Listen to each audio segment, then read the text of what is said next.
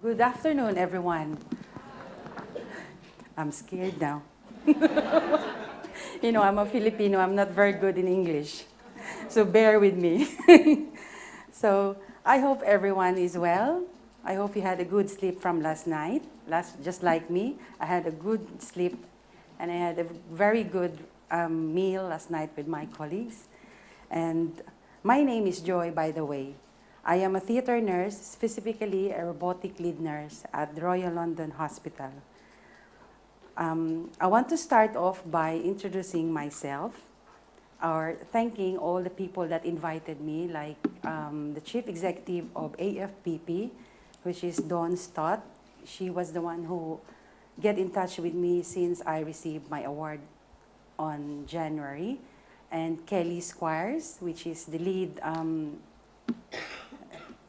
event lead of the convention all throughout the week, and the rest of the team who are organizing the event this week.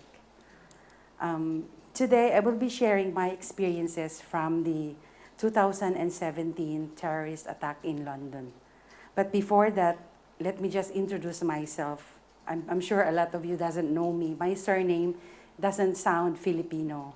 I am a married of a half Chinese, half Filipino, so it sounds very awkward. It doesn't sound Filipino. So I am Joy Ongcachuy. That's my husband's surname. From my maiden name, my surname is Montalba. It's very easy.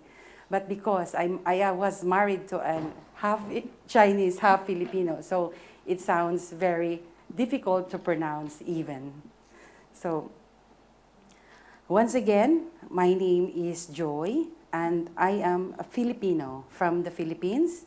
And this is our map of the Philippines, and that little island there is my hometown called Talisayan. It wasn't a very progressive town. It was a very small town where, in fact, we only have one hospital when I was young. And it's a primary hospital. It doesn't cater major cases. You can only have our hospital for minor illnesses. And even that, bigger cases, we will refer it to the city. So that's my little town. It was beautiful. It was surrounded by body of water. And then, when I was young, as I was said before, that I really wanted to become a nurse. Moving forward, as I grow up, I said to myself, I wanted to help people like my neighbors, relatives, who are getting ill and no one can even help them. Because as if Filipinos are here, they all know how healthcare back home, it is very difficult if you are financially unstable. You cannot even go to the hospital without the money to pay for your deposit. So it's like you go or not to go, or you die or stay at home. So there is no way that we'll be able to help ourselves. As a child, I've been dreaming of becoming a nurse. So as I grow mature, I did realize that I wanted to become a nurse. So then I became a nurse. And but before that, this is me. Look at me. I was so young. No, no stress. I don't even have an eye bag yet.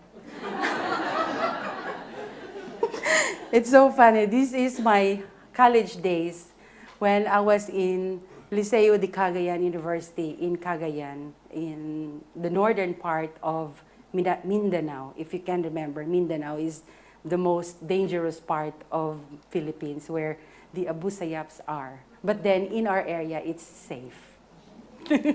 I'm not scaring you, but that's our place. So our school, our university is named Liceo de Cagayan and owned by the Spanish origin. And I can see myself with my classmates, all of them are in America. They're all successful nurses, like you guys here. And that's me when I graduated my nursing. Still looking young and beautiful, not anymore. I don't know what I've done to myself. So after graduation, I volunteered. I passed my board exam, luckily, just one take with God's grace. And I passed my board exam straight away after graduation. And I volunteered myself in our hometown in one of our health center. So I help out our doctors, community doctors and community midwives to go around the town and give immunization to children, give health teachings to pregnant mothers, and other health teachings to our community. So that's when I started my nursing career after passing the board exam. And then moving forward after my town volunteer, I also volunteered in one of the city of Cagayan de Oro. And I volunteered for 6 months in a gynecological ward, wherein most of my work is giving magnesium sulfate to pre-eclamptic mothers. So because it's very difficult to get a job within the city, and especially if you want to work in the most teaching hospitals where you earn a lot of experiences, I continue my voluntary work in the city. Luckily, I managed to get through to the substantive position as a theater nurse in this hospital in Cagayan de Oro City.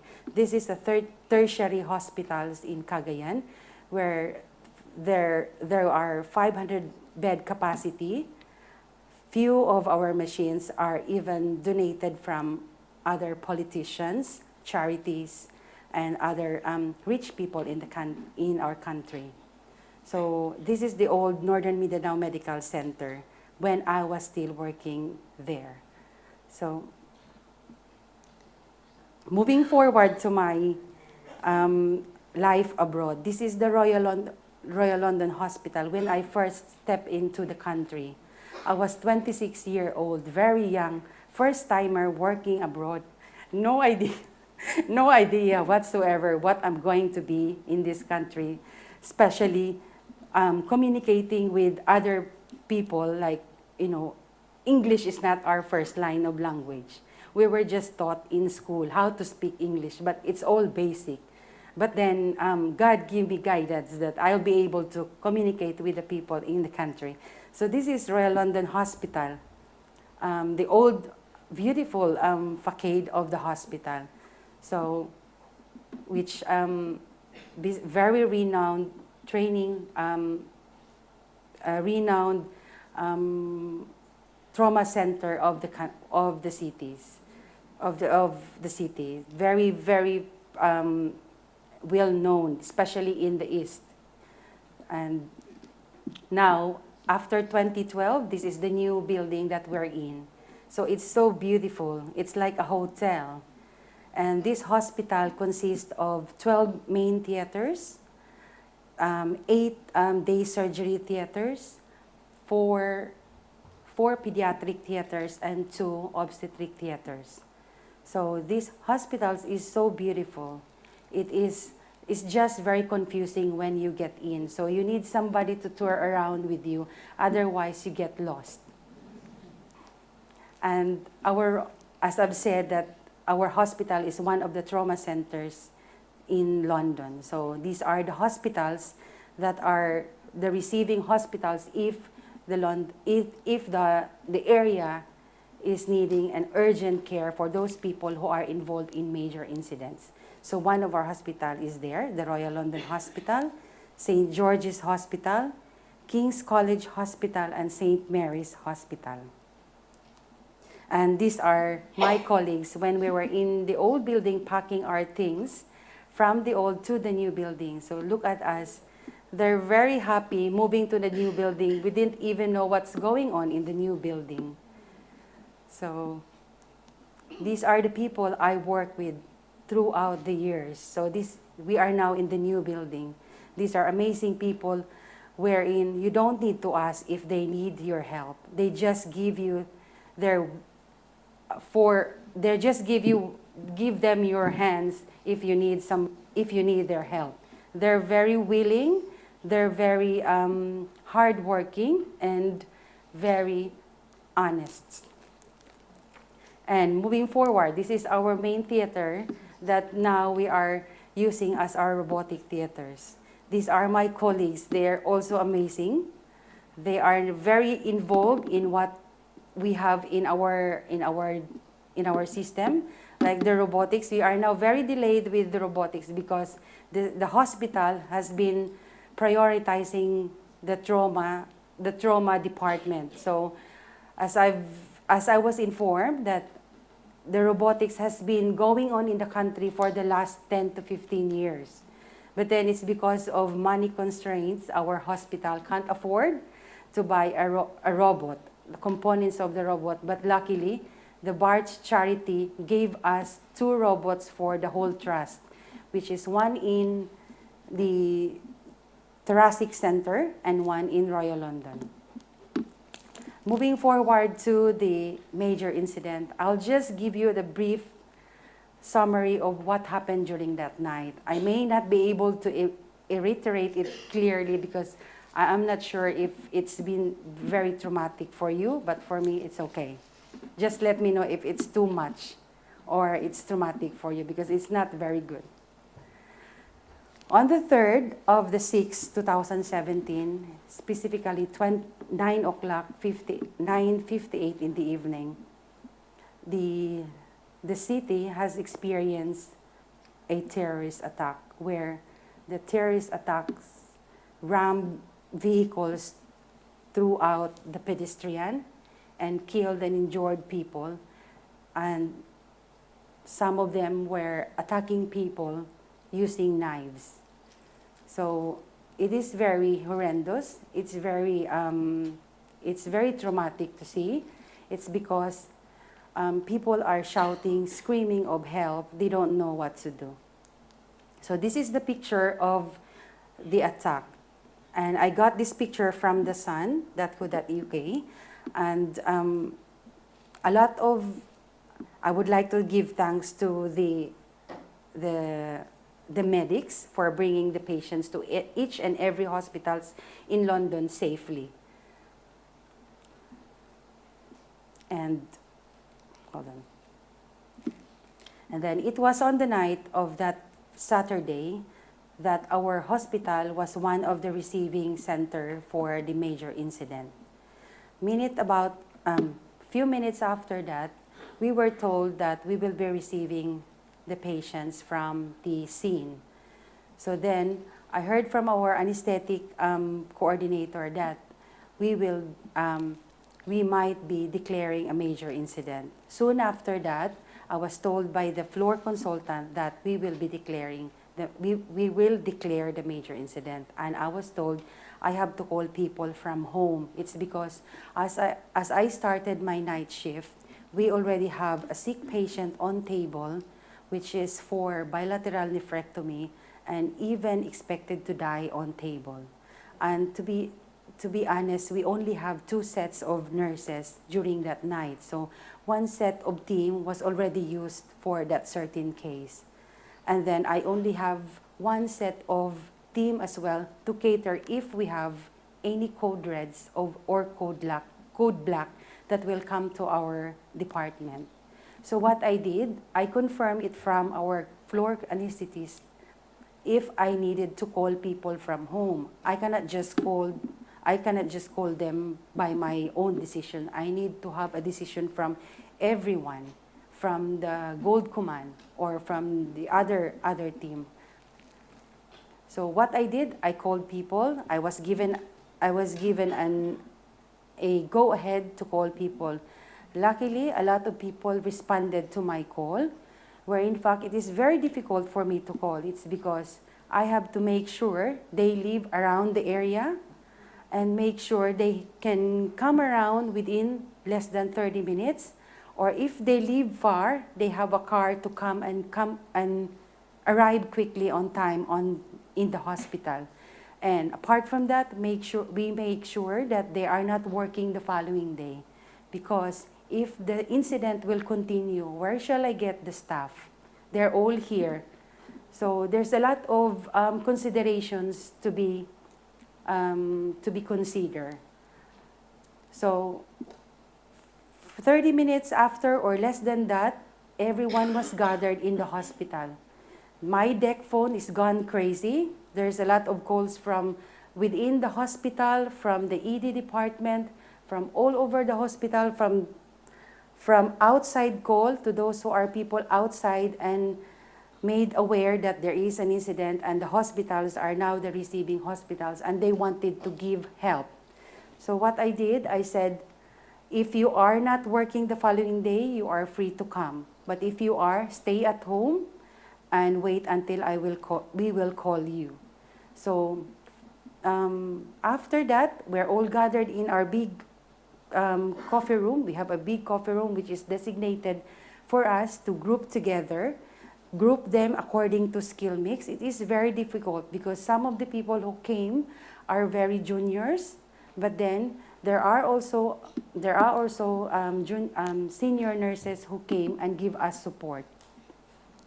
So then when they were gathered together, the anesthetists, the surgeons, they also have their own team wherein they deploy their own colleague to each and every theaters. So by that time, the first patient who came up to our theater was a liver laceration that needs an urgent laparotomy. Luckily, one of our senior nurse was there. So he was the first person to accompany with one of our junior staff to do a laparotomy. Imagine, I cannot imagine my junior staff who can do urgent case in a span of minutes. So I can even see them, they were running, pushing the Mayo table, pushing the trays to the theaters and opening the theaters quickly. And I'm sure it's the adrenaline that kicks into them. As much as I can observe, even though I was so busy that night, I can see every movement of every people who worked with me and who helped me during that night. Moving forward, most of the patients came up to theaters as I was told before we started that we might be receiving 6 or 7 patients from A&E for surgeries, urgent surgeries. So all of them were given the best care that they need. Even they were saying it's like a 5-star treatment that they were given because the care that they have is very amazing. That was a comment from all of our surgeons and our anesthetists. And then after that, liaising with another group of people who are looking after the patient's relative is very difficult because they're all very anxious. And they keep on calling me, how was my patient? I couldn't even update first theater, second theater, up to the 6 theaters of what's going on inside. It's because I have to liaise with CSSD for our instrumentations. I have to liaise with laundry for the scrub suits because there's a lot of surgeons who came in who doesn't have any access of their scrub suits because when they get their credit, they don't put it back. So when they come for urgency, they don't have any. You know, surgeons are relying on nurses only. So I have to liaise with pharmacy, with pathology, with blood bank. So there's a lot of people to be liaised with. But, you know, unfortunately, I have God's guidance during that night.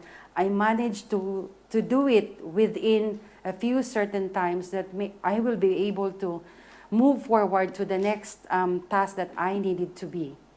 So moving forward, fast forward to what we have done, most of the patients were transferred to ICCU if they need to be.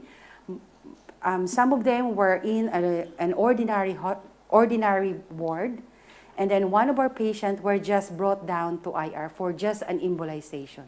So luckily, they didn't come up for another surgery. So it was saved by one of our best consultants who assessed the patient that patient doesn't need an open surgery.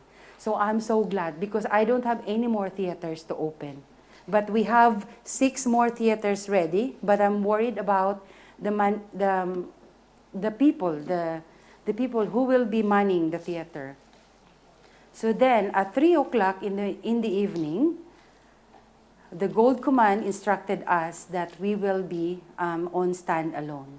But then before doing that, I made sure I went down to A&E to make sure that everything is cleared. No one will be coming up for theaters. Otherwise, if I will send the staff home and there are patients coming up for theaters, where shall I get the people? Everyone are exhausted.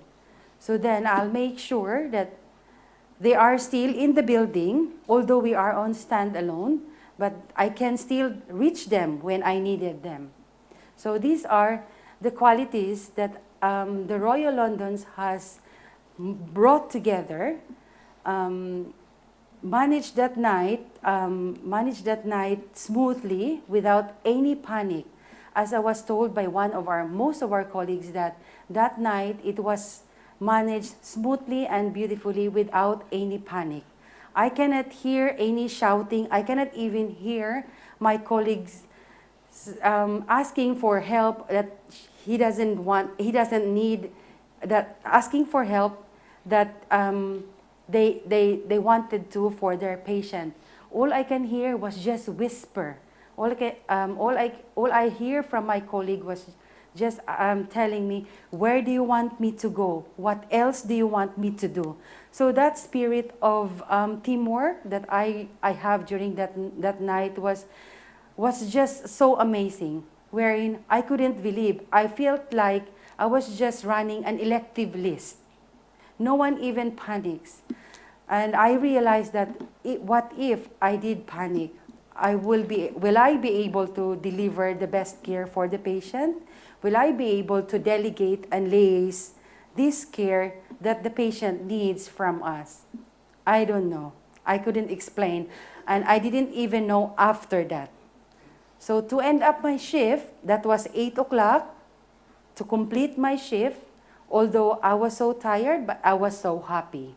I was so relieved that all of our patients from theaters were transported to their selective place on the ward safely, and they're all alive. And none of them were in pain. So these are the flow chart that we followed when we declared major incident.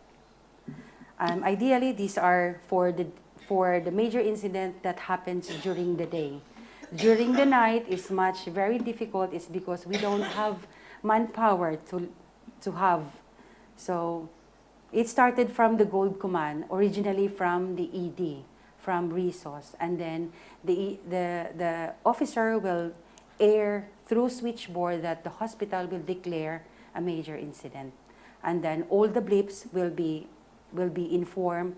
All the blips will be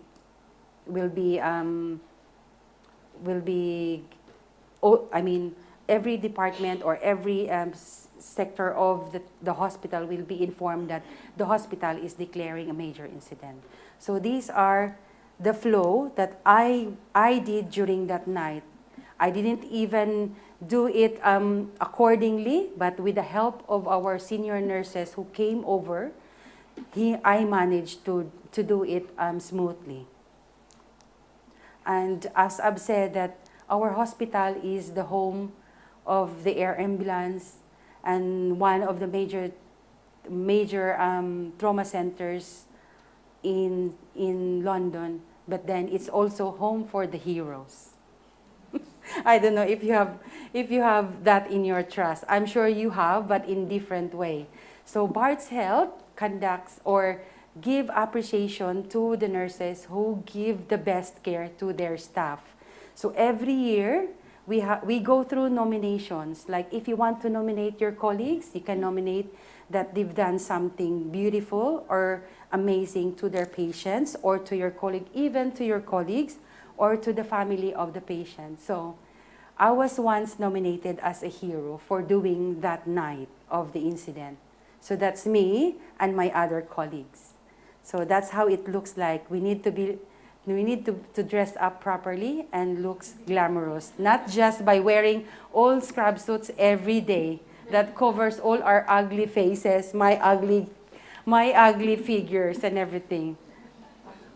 So as you can see the pictures of the three of my colleagues there, myself who is wearing the scrub suit, the middle one is a consultant surgeon He is an ED consultant who was just finishing his shift during that night. He went home, he cycled back to home, and then he came back to the hospital when he heard there was an incident, and he knows that our hospital will receive casualties from the scene. And the other person, which is our director of nursing, she is Emma Sinyard, and she was also helping us throughout the throughout the throughout the situation when nurses were involved in that major incident. He helped us going through psychological management. So she's done a lot of things looking after the people who are involved on the major incident. So I will tell you later that these three were given OBE, Order of the British Empire, during that because of the contribution to the public. So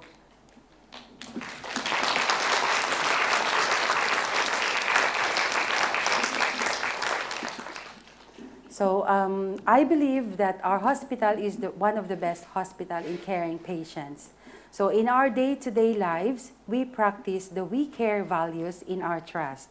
So we care means welcoming, engaging, collaborative, accountable, respectful, and equitable. So this is what we practice every day.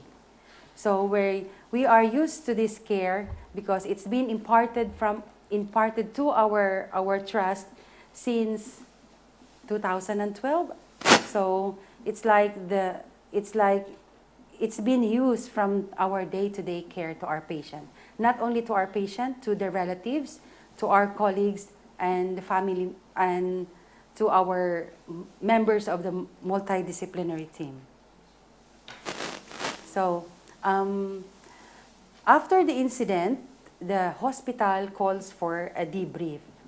So our hospital, even though we've catered a lot of major surgeries, we also we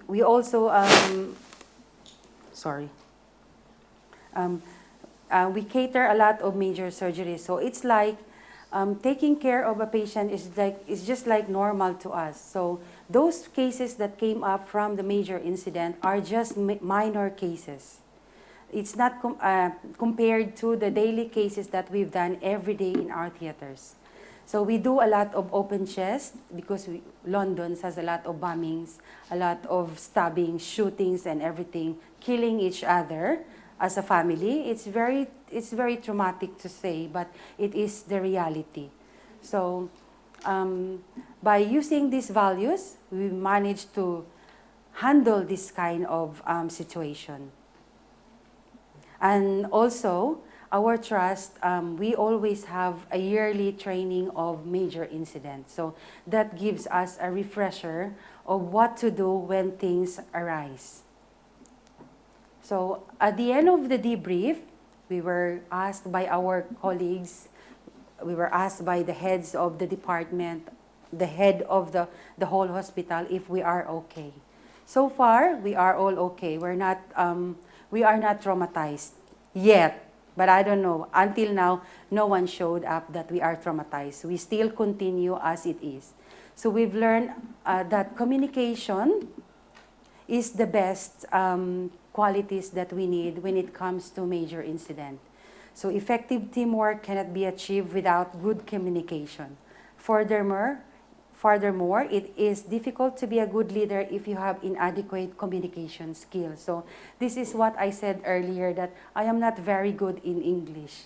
I always said it to our surgeon, don't talk to me, I don't speak English. So these are our lines in the hospital as a joke.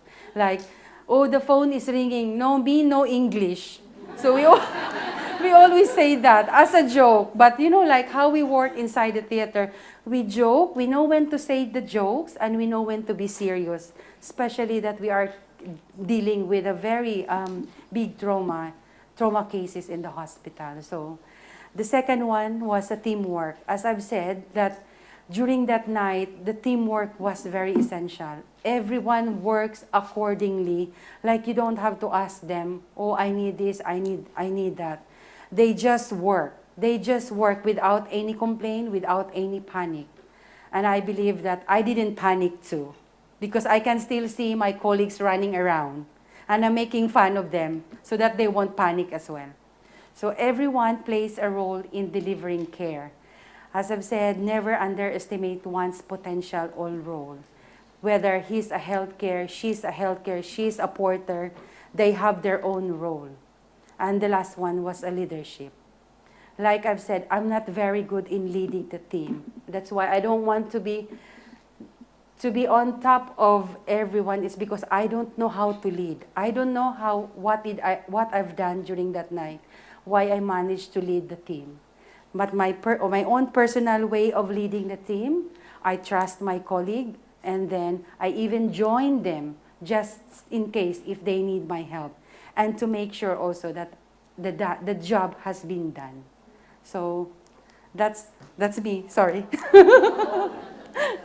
So that's what we've learned after the incident. We learned that communication is special, teamwork is very, very important, leadership is very important also. But we don't need to learn all these aspects.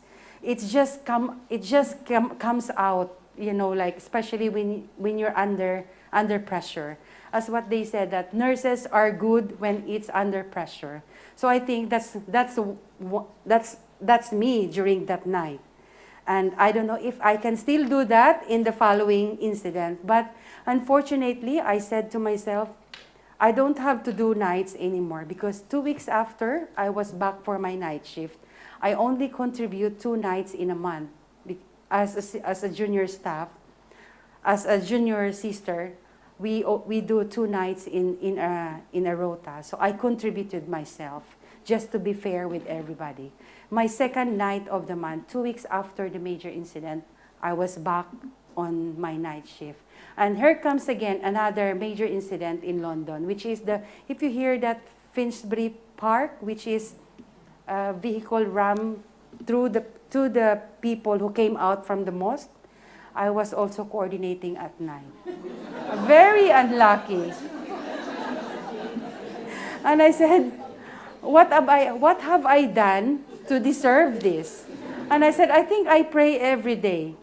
And I think my prayers were not answered. So I said, but on the other hand, it was answered maybe because I managed to give the care that they need.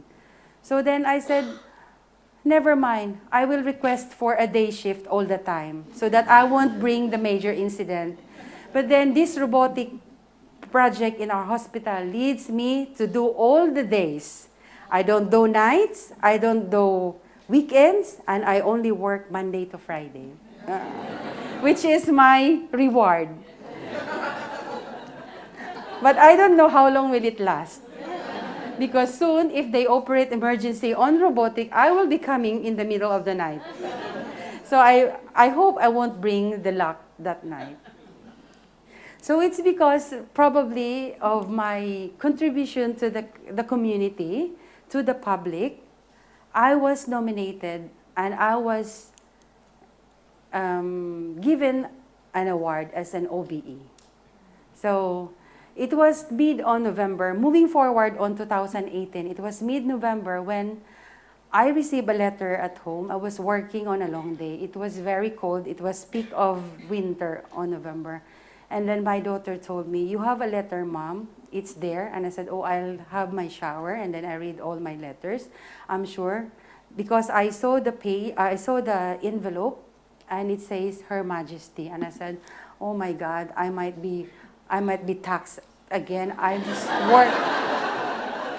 I think I work too much bank shifts, which I'm truly is, because I need the money to support my family back home.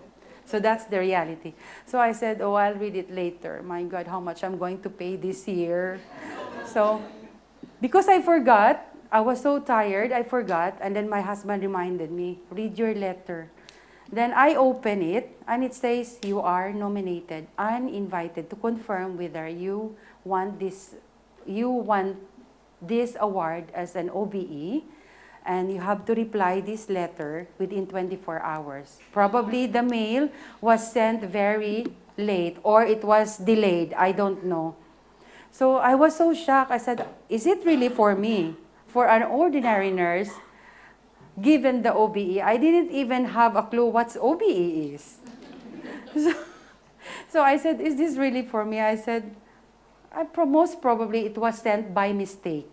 So then I flipped through the pages, and then at the bottom I saw our trust name. So I said, oh, most probably it's work related. Then I don't have a clue of what is it. So I said to my family, I'm going to take this to work, and I'm going to ask advice from my senior nurses.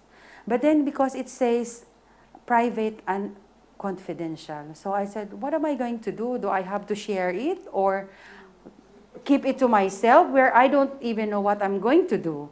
So then I went to my mentor. She was our senior trauma sisters. So I went to her. I said, sister, I received a letter. It says I will be receiving an OBE. And I said, is this for me?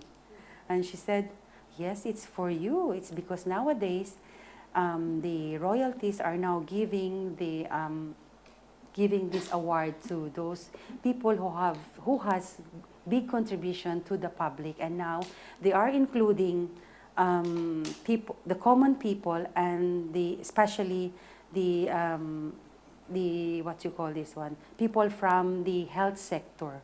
So I said, sister, do I have to reply now? And she said, yes, you have to reply. It's because, I don't have a clue how to reply quickly. A lot of my colleagues were there, and I said, I cannot tell them what is this because it's confidential. And then one of my colleagues who is very good in IT, so I asked him, can you help me to send this through online so it will reach to them on time? So he helped me out. It went through. Few days after, I received a letter that I will be invited to go for my investiture in Buckingham Palace. So that was on the 4th of April this year. And that's me.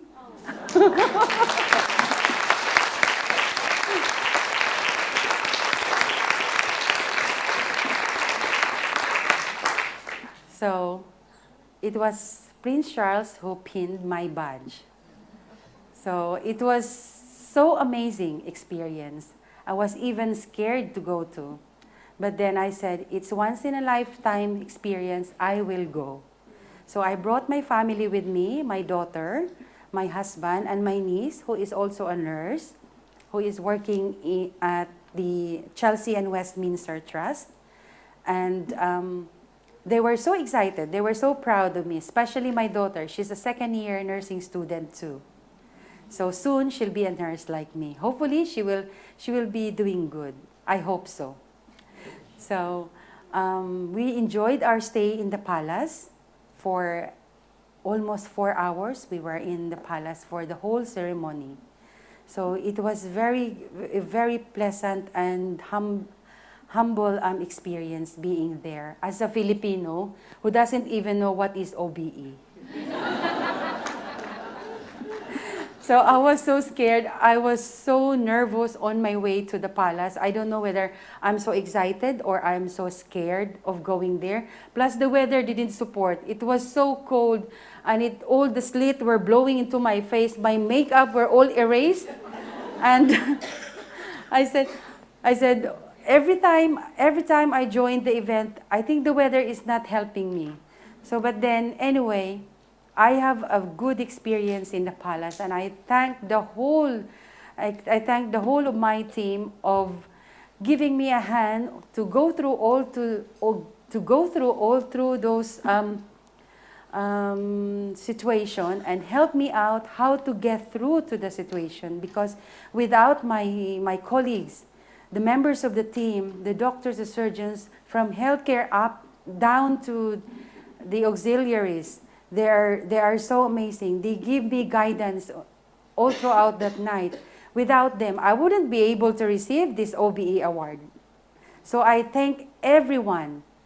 So I think part of you or all of you are part of my thanks for today's what do you call this one?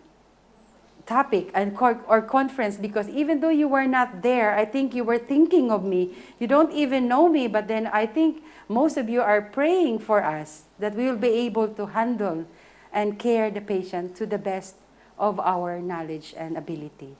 So now I brought my badge. I want to show it to you or have a feel how it's like.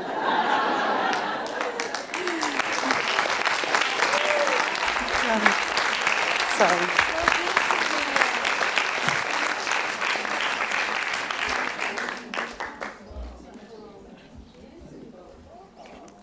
So because of my excitement, I brought that to the Philippines when I went home a week after my investiture. So everyone in the Philippines are crazy about it. Even though I don't know if they're aware what is that, but I explained it to them.